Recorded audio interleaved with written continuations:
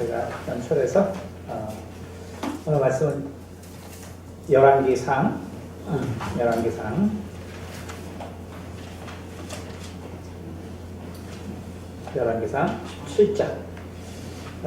17장 말씀을 통해서 올해 또 우리에게 주신 우리의 사명을 또 깨닫고 또 정말 그 사명이 무엇인가를 깨달을 수 있는 하나가 될 수 있도록 그 관계된 말씀 듣도록 하겠습니다. 열왕기상 17장 1절부터 7절까지 말씀입니다. 길라앗에 우거하는 자 중에 디셉 사람 엘리야가 아합에게 말하되 내가 섬기는 이스라엘 하나님 여호와께서 살아계심을 두고 맹세하노니 내 말이 없으면 수년 동안 비도 이슬도 있지 아니하리라 하니라.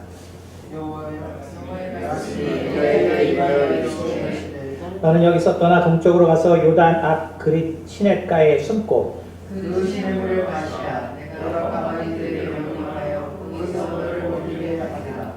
그가 여호와의 말씀과 같이 하여 곧 가서 요단 앞 그릿 시냇가에 머물매 가만히들이 아침에도 떡과 고기를 저녁에도 떡과 고기를 가져왔고 그가 시냇물을 마셨으나 땅에 비가 내리지 아니하므로 얼마 후에 그 시내가 마르니라. 아멘.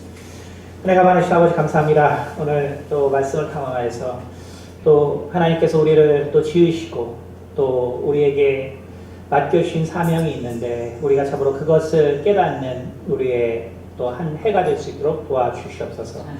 오직 한 성령으로 말하고 듣는 귀한 시간을 이끌어 주시기 원하며 모든 말씀 살아계신 우리 주 예수 그리스도를 받들어 기도드렸습니다. 아멘.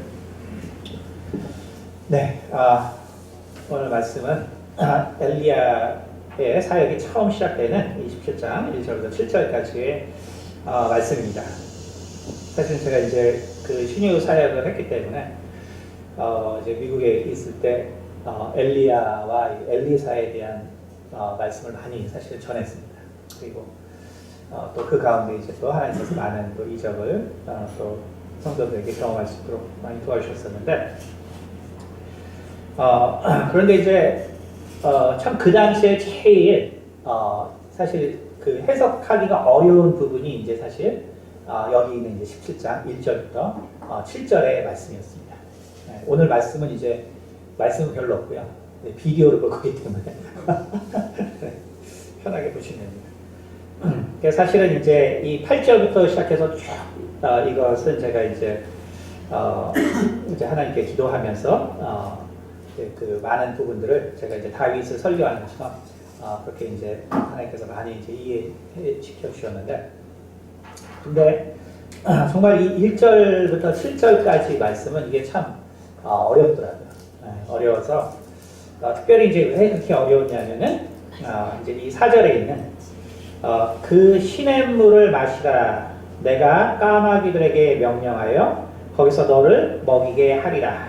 이 말씀이 있죠. 그러니까 정말 그대로 6절에 까마귀들이 아침에도 떡과 고기를 저녁에도 떡과 고기를 가져왔고 그가 시냇물을 마셨으나 이렇게 되어 있습니다. 그래서 사실 뭐 다른 부분보다 이제 저는 또 과학을 한 사람이니까 이게 도대체 까마귀가 정말 과연 이럴 수가 있는 일일까? 물론 우리가 뭐 믿음으로는 안 되는 일은 없지만 이제 나름 논리적으로 생각을 이제 하는 버릇이 있었기 때문에 이 부분은 참 되게 어렵더라고요. 그래서 여기에 이제 주석이 많이 있습니다. 주석이 많이 있는데 뭐 있는 그대로 이건 하나님께서 그렇게 초자연적인 능력을 베푸셨다라는 주석부터 시작해서 이제 최악의 주석은 이제 정명석 애천교회 이제 정명 씨가 이제 한 해석이죠. 그러니까 정명석 씨는 이제 자기가 예수님과의 대화를 통해서 이 부분에 대한 진정한 뜻을 깨닫게 된다. 그게 사실 우리의 이제 정명석의 요즘 젊은 사람들은 정명석 JMS 잘 모르죠. 그나마 지금 감옥에 들어있으니까 지금 잘 모르는데 사실 정명석을 추종하는 사람은 지금도 한 거의 5만 명 가까이 있습니다. 믿고 공동체 생활을 하기 때문에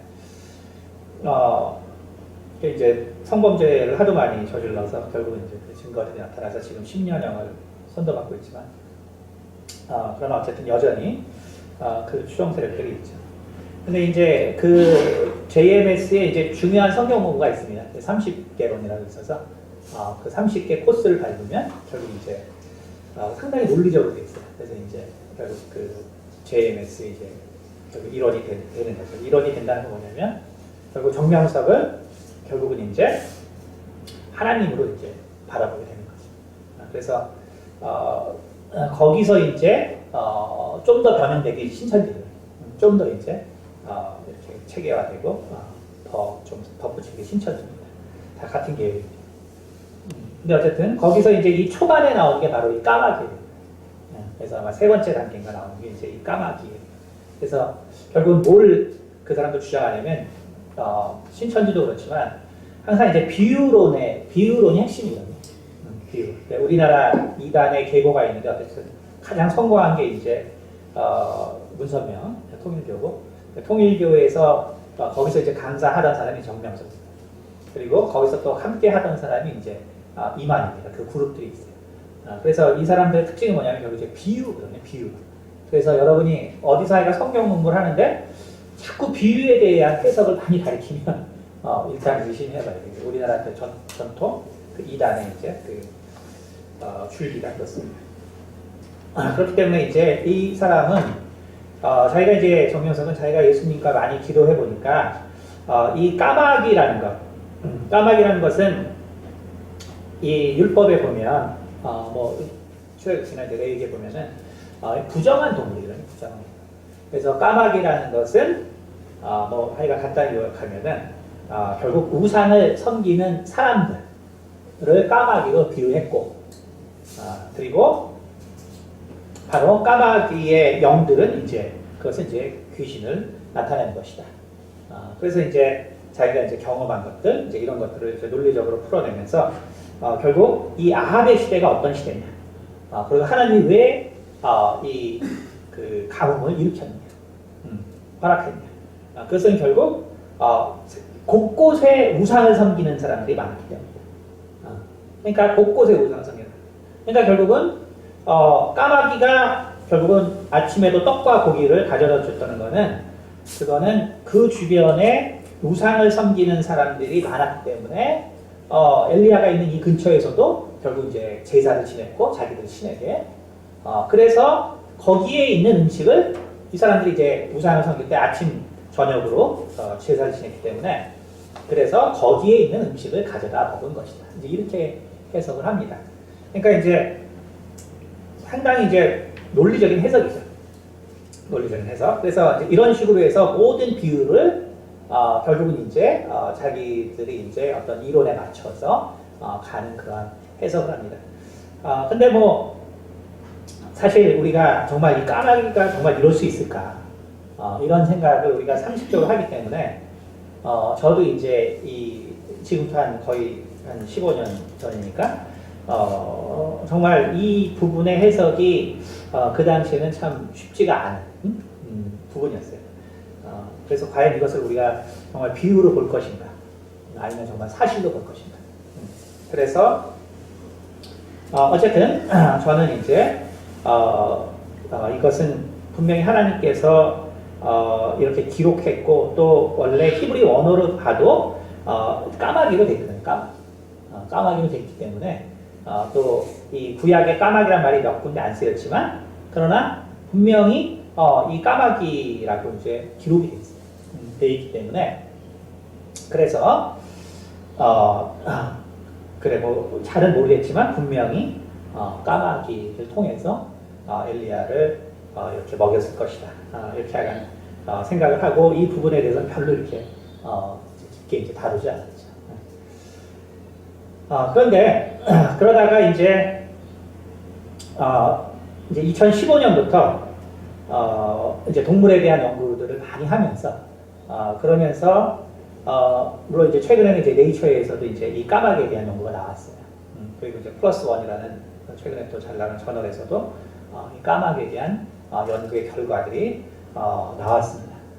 근데 이제 우리가 그거를 보기 전에 이게 참 어려운 내용이 뭐냐면 원래 이제 이 그 히브리 사람들은 제가 이제 계속 이 유대인들의 그 해석을 많이 여러분에게 이제 저는 섞어서 많이 가르치지만 어쨌든 그 유대인들에게 있어서는 이제 이거보다 좀 더 구체적으로 돼 있어요. 우리는 이 구약만 보기 때문에 엘리야가 이제 어떤 사람인지 우리는 잘 정확하게 모르죠. 여기 있는 것처럼 디셋 사람 엘리야 이렇게만 우리가 듣잖아요. 근데 이제 유대인들은 이제 자기들의 조상이고 하기 때문에 더 많은 해석이 있습니다.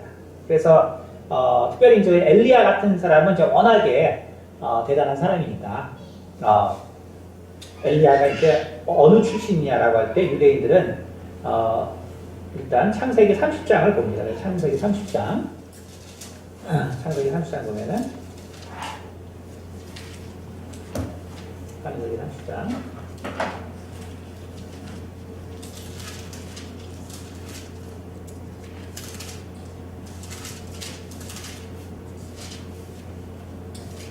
보면 거기 보면은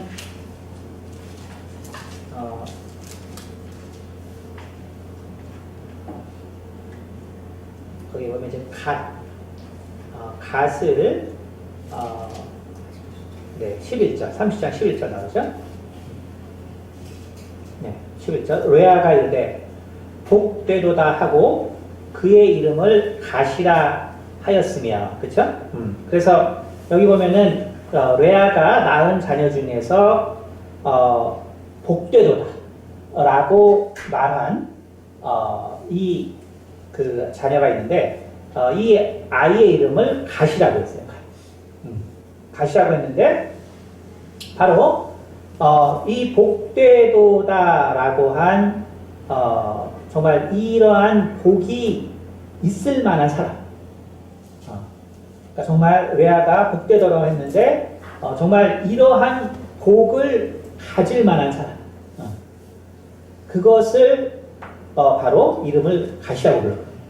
그래서 이제 우리는 우리는 히브리어를 쓰는 사람이 아니기 때문에 이제 잘 모르는 논리지만 이 갓이라는 것은 이제 숫염소라는 뜻이 있어요. 숫염소. 그리고 그것은 이제 아시겠지만 구약에서는 또 제물로 바치던 거거든요. 그래서 복되고 하나님께 드려진 사람을 예언한 것이다. 그러니까 유대인들은 이제 그렇게 해석합니다. 그래서 우리는 이제 성경을 통해서는 엘리야가 도대체 어디 출신 사람인지 모르지만 유대인들은 이 말씀을 통해서 갓 지파의 사람이다. 이렇게. 그러니까 그만큼 엘리야가 엄청나게 중요한 사람입니다. 유대인들에게 있어서는 엘리야가 중요한 사람이고 왜냐하면 유대인들은 아직도 메시아를 기다리기 때문에 결국은 엘리야가 다시 올 거를 기다리는 거죠. 엘리야가 와야 그의 길을 얘기해서 또 메시아가 올 거기 때문에 여전히 유대인들에게는 이제 아주 중요한 사람이 되는 거죠. 그 다음에 또 이제 시편 60편 보면은 시편 60편에 보면은 7절 길르앗이 내 것이요 므낫세도 내 것이며 에브라임은 내 머리의 투구요 유다는 나의 규이며 이렇게 보면은 하나님이 정말 이 어떤 중요한 그 것을 얘기하거든요. 보면 7절에 특별히 많은 지명이 있는데 그 중에 길르앗이 내 것이다 이랬다. 길르앗. 근데 이제 이게 얼마나 특이한 얘기냐면은 므낫셋도 내 것이며 에브라임은 내 머리의 투구요. 근데 여기 성경 조금 아는 사람은 금방 아죠. 므낫세와 에브라임은 요셉의 두 아들이기 때문에 결국 하나님이 가장 사랑한 결국 지파가 요셉 지파죠, 그렇죠? 그리고 이제 유다 지파란 말이에요. 근데 이 요셉 지파, 유다 지파는 또 성경을 이제 아시는 분 아시겠지만 구약을 아시는 분은 바로 메시아에 대한 예언이에요. 그러니까 원래 유대인도 메시아가 두 번 올 건 알고 있어요. 초림과 재림의 메시아를 다 알고 있습니다. 그래서 초림의 메시아는 요셉 지파에서 온다라고 이미 알고 있고, 그 다음에 이제 재림하는 그 메시아는 유다 지파에서 온다라고 알고 있죠.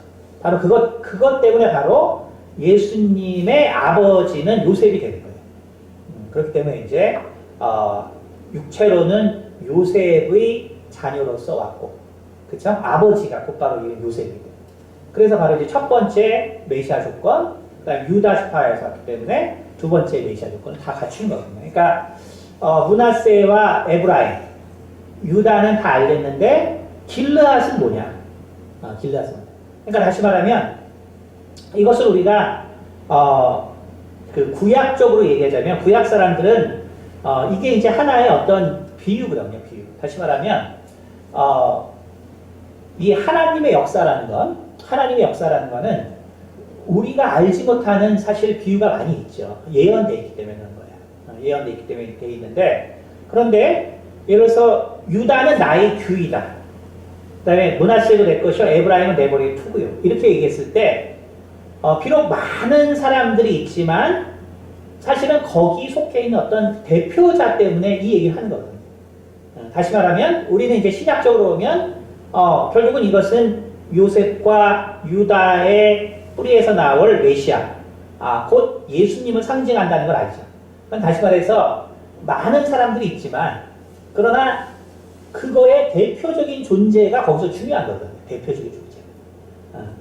그러니까 여인의 후손에서 메시아가 나온다고 했단 말이에요. 근데 그 많은 여인이 있지만 결국 그 여인을 결국 대표하는 여인은 결국 마리아거든요.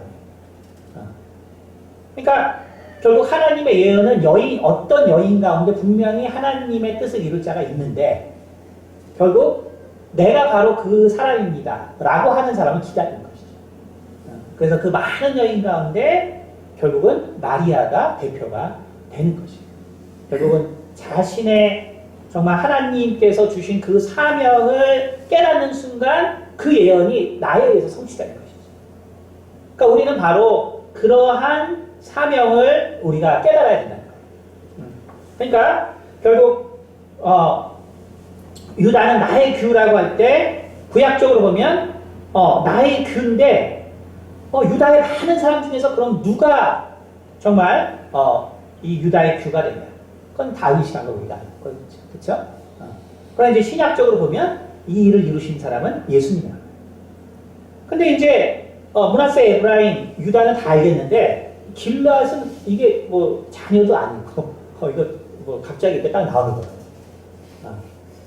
그러니까 유대인은 바로 이 길르앗을 바로 엘리야로 보는 거예요. 엘리. 길르앗을 바로 엘리야로 보는 거예요. 왜냐하면 열왕기상 17장에 길르앗에 누구하는 자라고 했거든요. 그러니까 얼만큼 정말 엘리야가 중요한 인물인가 이걸 얘기하는 거예요. 그러니까 결국 시편의 예언이 먼저 돼 있었던 거기 때문에 시편의 예언이 먼저 돼 있었기 때문에 그러니까 이 길르앗이 내 것이고 그러면 이 길르앗 지역에 누군가가 하나님의 일을 이룰 사람이 있기 때문에 길르앗이라는 말을 한 거거든요. 그러니까 길르앗에 사는 사람 누군가가 결국 이 예언을 성취할 사람이 있는데 그게 바로 우리는 내가 돼야 되는 것이죠. 그러니까 우리가 정말 여기 신촌에 하나님의 어떤 뜻을 가지고 계신데 그럼 그 신촌에 결국 누가 그 일을 이룰 것이냐. 여기 또 여의도에 계신 분이 계시니까 여의도에 정말 하나님의 뜻이 있는데 그 여의도에 있는 사람 중에 누가 그 뜻을 이룰 것이냐. 그렇죠? 그러니까 바로 이 길르앗이 내 것이오의 이 예언은 그래서 하나님의 뜻을 이룰 자는 바로 엘리야다라고 이야기를 하기 때문에 그만큼 엘리야라는 존재가 이스라엘 민족에게서 얼마나 중요한지 알 수 있죠. 우리는 이제 이 성경상으로는 모르죠. 어쨌든 엘리야는 그 당시 이제 그 종교 지도자이면서 정치 지도자의 한 명이라고 이제 유대인들은 이야기를 하고 있습니다. 그런데 어쨌든 이 엘리야에게 하나님께서 사명을 주셨고 그래서 정말 아합에게 이제 나중에 저희가 또 엘리야에 대해서 또 깊게 나눌 시간이 있을 것입니다. 어쨌든 그러니까 이 엘리야가 그래서 아합에게 이렇게 하나님 말씀을 선포하고 그리고 그리 시냇가에 숨었단 말이에요. 숨었는데 이제 우상을 그야말로 많이 우상을 섬기던 시대이기 때문에 엘리야의 생명 자체가 이제 위험하던 때가. 그러니까 결국 사람의 도움을 받지 못하는 때. 그러니까 하나님께서 내가 까마귀들을 명해서 너를 먹이게 하겠다. 이렇게 얘기해요. 근데 이 까마귀들, 이 랍비들은 이제 이 까마귀에 대한 얘기가 있어요. 까마귀에 대한. 그러니까 까마귀들은 불만이 되게 많다는 거예요. 랍비, 그러니까 이스라엘의 이제 유대의 이제 전통에 따르면 까마귀들은 불만이 되게 많대요. 왜 많냐면 자기들은 거룩하지 못한 존재로 이렇게 그 율법에 기록되어 있기 때문에 까마귀는 너무나 이제 불만이 많다는 거죠. 그래서 그 까마귀들이 하나님께 하나님 우리 도대체 왜 만들어서 어차피 우리 부정하다고 하면서 우리를 왜 만들어가지고 이렇게 사람에게 대접을 못 받게 하는 거예요. 하나님께서 말씀하신 게 너희에게는 두 가지 사명이 있다 라고 말씀하셨다. 두 가지 사명이 있다. 두 가지 사명이 있기 때문에 첫 번째가 뭐냐면 바로 인간이 다시 땅에서 정착할 수 있도록 그 정보와 사실을 알려주기 위해서 너희를 만듭니다. 우리가 이제 노아 사건을 보면 알겠지만 결국은 물이 이제 쭉 빠질 때 결국 까마귀를 보내서 까마귀가 돌아오지 않거든요. 그래서 땅이 생겼다는 것을 아는 거예요. 근데 중요한 거는 까마귀라는 거는 그러면 뭔가 이제 막 땅이 생겨서 그럼 먹을 것도 많이 없고 하는 시대에 까마귀는 그러면 어떻게 돌아오지 않고 거기서 살 수 있었을까? 그 까마귀는 살 수 있는 능력이 있다는 거예요. 뭔가를 우리가 흔히 뭐 새대가리라고 그러잖아요. 속된 말로 그렇죠? 그 새는 먹이가 나쁜 다 그렇죠, 그렇죠? 근데 과연 정말 그러한 존재이다. 그 다음에 이제 또 하나가 뭐냐면 너희들은 나중에 내 종 엘리야의 생명을 지켜줘야 된다. 그러니까 보면은 까마귀는 비록 하나님께 거룩하지 못한 존재라는 율법 선언을 들었지만 그러나 실은 인간에게 생명을 정말 유지시켜줄 중요한 역할을 한 존재라는 거예요. 그래서 그러면 정말 이 까마귀들이 정말 그러한 능력이 있는가? 근데 우리가 사실 그 이솝우화 같은 데 보면은 까마귀가 이 물병에 돌을 넣어서 거기 있는 이 음식을 꺼내 먹은 우화가 있어요. 그래서 새들도 이렇게 머리를 쓰는데 사람인 너희들이 머리를 쓰고 좀 살아라. 이게 이제 그 내용이거든요. 거기다 이제 동양에서는 우리가 반포지효라고 그러죠. 그래서 반포는 원래 반포조가 까마귀거든. 그래서 까마귀는 어릴 때 부모가 자기를 먹여준 것 때문에 부모가 이제 죽게 되면 그러면 그때쯤에서 또 부모를 공양하거든요. 그래서 이제 반포지효라는 또 말도 있죠. 그러니까 어쨌든 까마귀가 그래서 이제 그 전통적으로도 뭔가 좀 머리를 쓰는 새인가 이렇게 이제 생각을 할 수 있단 말이에요. 그런데 이제 지금 이 스토리는 더 좀 복잡해가지고 유대인들은 이제 이때의 상황을 어떻게 얘기하냐면은 결국 엘리야가 이렇게 여기 있는 것처럼 그리 시내가까지 왔어요. 근데 이게 지금 아합이 있는 아합은 이제 북이스라엘 왕이었기 때문에 이게 거리가 꽤 멀거든요. 사실은 꽤 먼 거리인데 이 와중에 또 이 랍비들은 어떻게 해석하냐면 그 당시에 가뭄이 들고 또 워낙에 이제 아합의 어떤 그런 그 학정이 있던 때이기 때문에 그래서 사실은 이 아합의 왕국에 있던 그러니까 결국 사마리아죠. 거기서 있던 주가 푸주간이죠. 거기 있는 고기를 물어다가 까마귀들이 날랐다 이렇게 얘기하거든요. 그러니까 사실은 상당히 먼 거리를 왔다 갔다 하는 거예요. 그러니까 그렇지 않아도 이제 까마귀가 이런 일을 할 수 있을까라고 생각하는 것이 퀘스천인데 이제 유대인들의 해석은 더 복잡하게 만듭니다. 더. 그런데 이제 2015년부터 이 까마귀에 대한 아주 그 재미있는 연구 결과가 나와서 이제 한번 보겠습니다. 여기 한번 그래서 오늘 좀 동영상 좀 볼게요. 그래서 연구 결과도 있고 보통 이제 적정했습니다.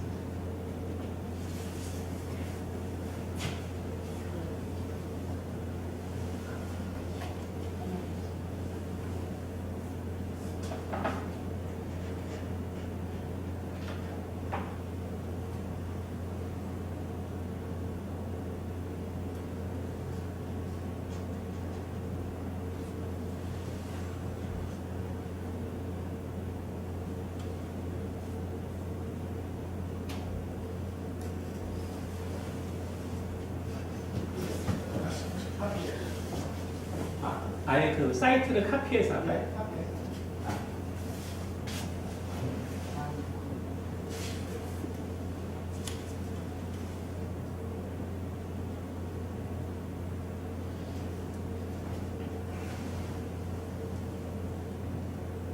네, 여기 이제 논문에 나온 거예요. 그래서 요즘은 이제 비디오도 그 서플리멘터로도 있는 거예요. 그 논문에는 여기 그 플러스 원이라는 최근에 유명한 논문이죠. 그래서 이제 서로 협력하는 거 보세요. 요게 이제 그 원래 그 저기 고기 더 예를 들어 조리기 때문에. 근데 저게 이제 이렇게 플라스틱으로 막혀 있거든요. 그래서 여기가 다 옆에 막혀 있어요. 그래서 한 가지 방법은 요거를 갖다가 밑으로 내려서 그러면 이제 이쪽 밑으로 해서 먹이를 먹을 수 있거든요. 근데 이제 옆에 막혀 있어요. 근데 이제 이 까마귀들이 어떻게 행동하는 거예요? 근데 여기 이제 어떤 시설물들을 이제 얘네들이 이용하거든요. 근데 중요한 건 뭐냐면 이게 교육이 없이 스스로 한다는 거예요. 한참 보더니 이제 뭔가 아이디어를 쓰기 시작하죠. 근데 중요한 건 협업을 한다는 거예요. 왜냐하면 이쪽이 이 두 마리 사이에는 플라스틱으로 막혀 있어요. 그래서 이걸 돌을 옆으로 넣어줘요. 그랬더니 이제 먹고 지금 나가죠. 그렇죠? 그러니까 지능이 엄청나게 좋은 게 이게 내추럴하게 있는 거예요. 까마귀. 여기도 마찬가지 구조가 있어요. 여기다 돌을 넣어주고 여기는 이제 막혀 있어요. 똑같은 구조죠. 플라스틱으로 있고 먹이는 여기 있어요. 저걸 넘겨줘야지 저쪽에 구멍이 있기 때문에 얘가 있는 쪽. 그러니까 협업을 해서 저렇게 해서 이제 먹이를 갖다가 먹는 거예요. 그러니까 까마귀 놀라운 지능이 있는 거예요.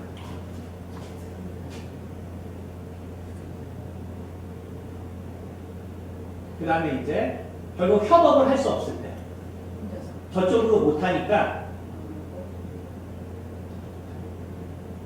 저걸 받아줄 사람이 받아줄 동료가 없거든요. 그러니까 그냥 안 되니까. 이제 그 다음 이게 이제 오클랜드 뉴저지 대학에서 플러스 원에서 발표한 거고요. 그 다음 두 번째. 그 다음에 이제 여기 이제 고기가 들어있고 여기는 모래고 여기는 물로 되어 있어요. 근데 딱 보면서 금방 판단을 해요. 근데 이제 이소무화가 이게 다 관찰을 통해서 된 거예요.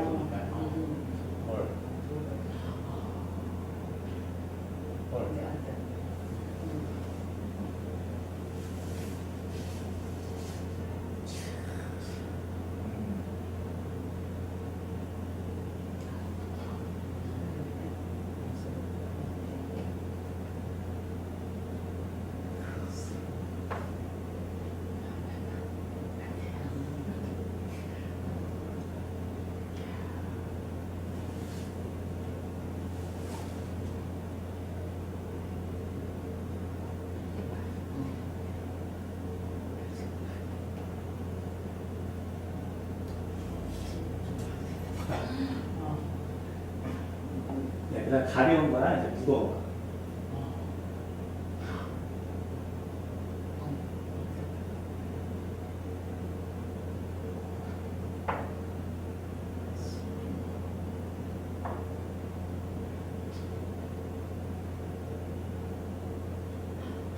가벼운 거 싫어. 걸러내고.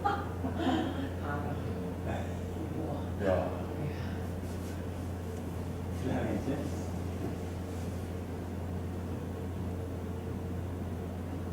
저것도 지금 솔리드 무거운 거. 무거운 거만 딱 보고 다 골라야지. 가정하나.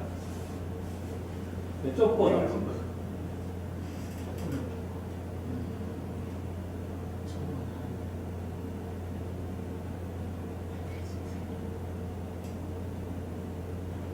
저걸로 안 되니까 이제. 저 좁은 게 금방 올라가거든요. 방향을 바꿨어. 네.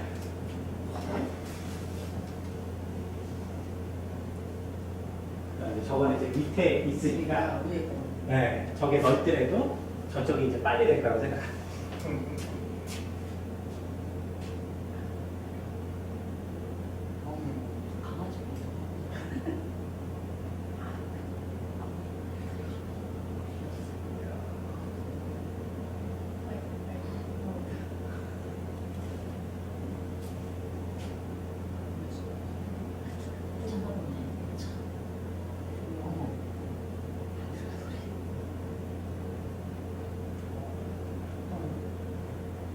저기 이제 그렇죠, 연결될 거예요. 그래서 네, 양쪽에 넣어서 근데 이제 올라가는 쪽, 안 올라가는 쪽을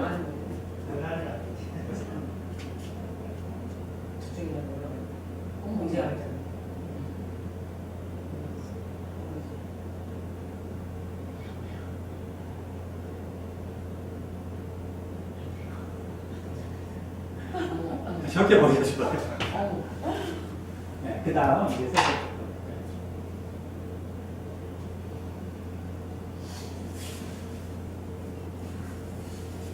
네, 여기는 소리가 나나요?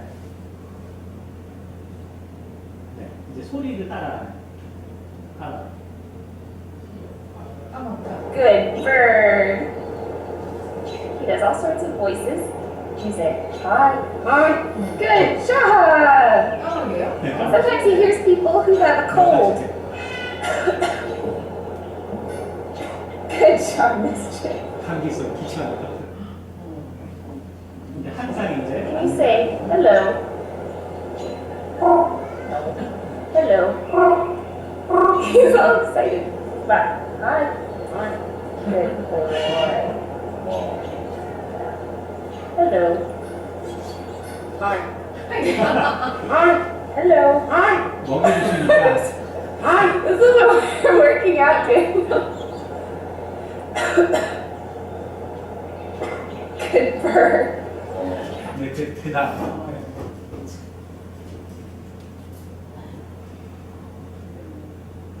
참 이기적이다.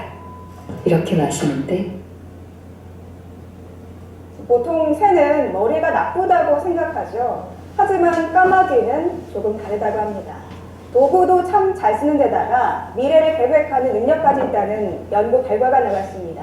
하나님이 까마귀를 이렇게 했을 때는 그게 그냥 거짓말이 까마귀가 투명관 안에 있는 먹이를 단번에 꺼내 먹습니다. 다른 동물들은 먹이를 향해 돌진하다 부딪히기 마련이지만 까마귀는 신중하게 뚫린 옆면을 향해 부리를 넣은 겁니다. 이번에는 돌멩이를 이용하면 먹이가 나오는 상자를 만들어 까마귀들이 열 수 있게 훈련시켰습니다. 그 다음 이 상자를 치우고 돌멩이를 포함한 다양한 도구를 까마귀 주변에 뒀습니다. 까마귀는 정확하게 돌멩이를 골라내 뛰어난 인지 능력을 다시 한번 보여줬습니다. 더욱 놀라운 것은 까마귀가 주변의 다른 먹이를 마다하고 상자 속에 있는 더 큰 먹이를 최대 17시간이나 기다렸다는 겁니다. 더 큰 보상을 얻기 위해 자신을 통제할 줄 안다는 얘기입니다. 도구 활용 능력과 뛰어난 기억력, 그리고 통제력과 같은 능력은 침팬지 같은 유인원에게서만 볼 수 있었습니다. 네, 그 다음 Findings the similarities between crowbirds and great apes.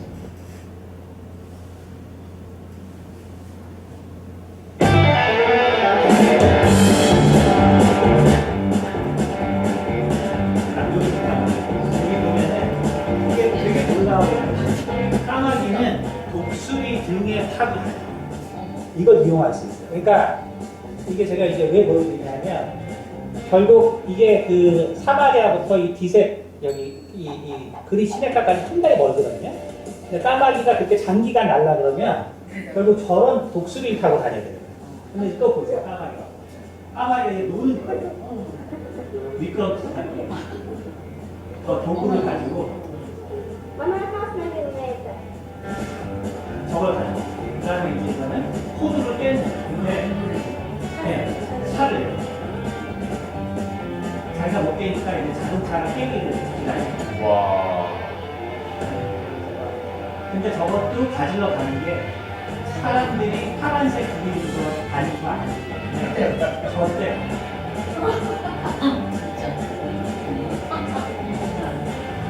절대 가가지고 저걸 다시 그 다음에 이제 3단계 신었는데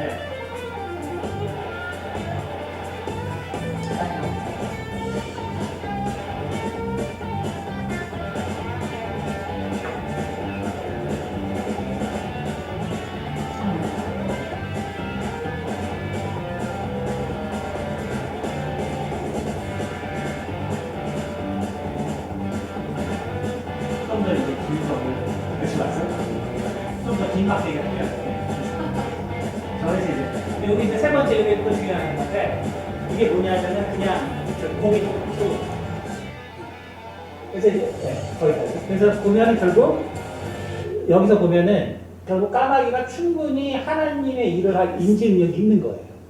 그래서 유대인들이 말한 것처럼 고깃간에서 고기를 가져오고 그렇죠? 먼 거리를 옮길 수 있고 그 다음에 또 보세요.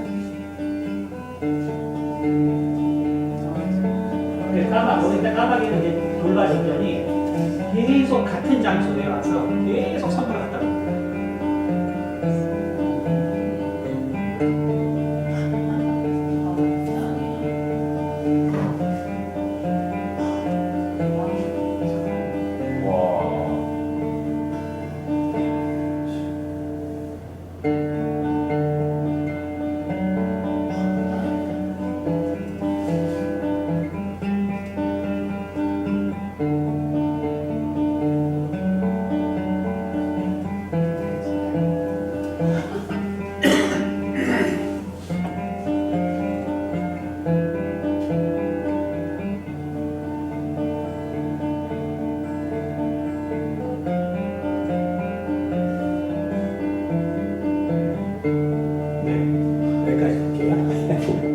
네, 그래서 최근에 결국 이제 연구 결과들이 나오기 시작하면서 참 15년 전에는 정말 이 까마귀가 어떻게 이런 일을 하나 정말 그거에 대해서 참 어떻게 말하기가 참 어려웠었는데 정말 이거를 볼 때 하나님이 정말 까마귀에게 이 일을 시켰다는 거예요. 다시 말해서 정말 무슨 다른 종류의 새도 많을 텐데 결국 지금 하는 그 새들을 대상으로 했지만 이러한 사람과의 교감 능력과 여러 가지 능력이 결국 까마귀였다는 거죠. 그러니까 결국 성경의 기록이라는 것은 이것이 정말 우리가 이해를 못해서 그렇지 하나님께서 분명히 이 동물에게도 역사한다면 충분히 이런 일을 할 수 있겠구나. 그런데 문제는 이제 그런 능력이 없으면 못하겠죠. 애초에 그런 능력이 없으면 못하겠지만 마치 하나님께서 우리 인간을 만드셨어요. 근데 거기에는 우리는 하나님의 형상이 있거든요. 그러니까 다시 말해서 하나님의 일을 할 수 있는 거죠. 하나님의 일을 할 수 있는 건데 그런데 그 하나님의 일은 성령께서 역사할 때 할 수 있거든요. 어차피 우리 인간도 하나님이 원하시는 일을 그냥은 하지 못해요. 그러나 성령께서 역사하시면 우리에게 그 능력이 있을 때 그 일을 할 수 있는 거죠. 다시 말해서 많은 새들이 있지만 그러나 까마귀가 이런 능력이 있기 때문에 하나님께서 그 까마귀에게 역사하셨을 때 까마귀는 결국 자신에게 있었던 이 엘리야에게 정말 먼 거리로부터 고기를 가져다주는 그 능력을 그렇게 수행할 수 있었다는 거죠. 까마귀들 스스로는 당연히 할 수 없겠죠. 그러나 까마귀에게 그런 능력이 있었기 때문에 마치 우리 인간도 하나님의 일을 할 수 있는 능력이 있지만 오직 성령께서 역사하실 때 그 일을 할 수 있는 것처럼 까마귀도 하나님께서 역사하시니까 바로 그 능력이 나타나서 바로 이 일을 했다는 것입니다. 그래서 오늘 우리가 이 말씀을 생각해 보면서 오늘 정말 엘리야가 정말 길르앗 사람이었다. 엘리야가 길르앗 사람이었다.